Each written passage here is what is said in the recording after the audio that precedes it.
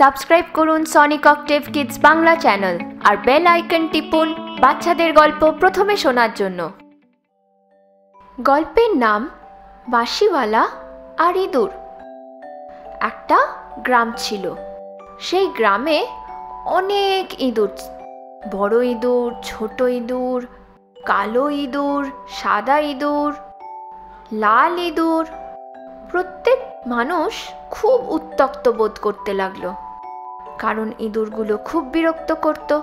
একদিন এক বাঁশিওয়ালা সেই গ্রামে এলো। গ্রামে এসে গ্রামের লোকেদের জিজ্ঞেস করলো, কি হয়েছে তোমাদের?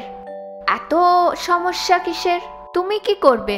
তুমি তো বাঁশিওয়ালা, আমি তোমাদের সাহায্য করতে পারি। তুমি যদি আমাদের সাহায্য করো, আমরা তোমাকে একটা বিশাল বড় উপহার দেব। বাঁশিওয়ালা বাঁশি বাজাতে লাগলো।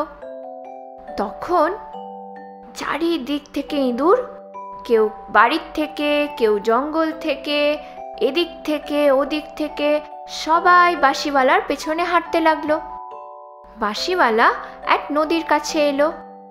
এসে সে তো নদীটা পার করে ফেললো, কিন্তু ইঁদুররা সবাই জলে পড়ে গেল।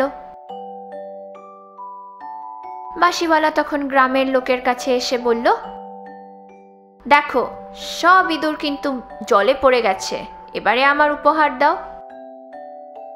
এরকম করো না, আমাকে আমার উপহার দাও। কিন্তু কোনো গ্রামের লোক তাকে কোনো উপহার দিল না। পরের দিন বাঁশিওয়ালার একটা উপায় মনে হলো। আবার বাঁশি বাজাতে লাগলো। এই বাঁশি শুনে গ্রামের লোকেদের সব ছেলেমেয়েরা বাঁশিওয়ালার পেছনে হাঁটতে লাগলো। কেউ স্কুল থেকে, কেউ বাড়ি থেকে, এদিক থেকে ওদিক থেকে সবাই হাঁটতে লাগলো পেছনে। হাঁটতে হাঁটতে বাঁশিওয়ালা তাদের আবার সেই নদীর ধারে নিয়ে চলে এলো। যেই না নদীর ধারে নিয়ে এলো, গ্রামের লোকেরা সেটা দেখে খুব ভয় পেয়ে গেল।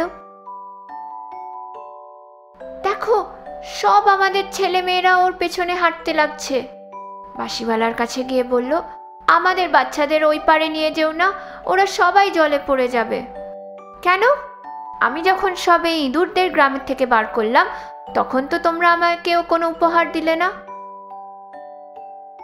আমরা নিশ্চয়ই তোমাকে উপহার দেব, তুমি একটু দাঁড়িয়ে যাও, একটু শান্ত হও। এই বলে গ্রামের লোকেরা তাকে একটা বড় উপহার দিল। বাঁশিওয়ালা কি বুদ্ধিমান ছিল না?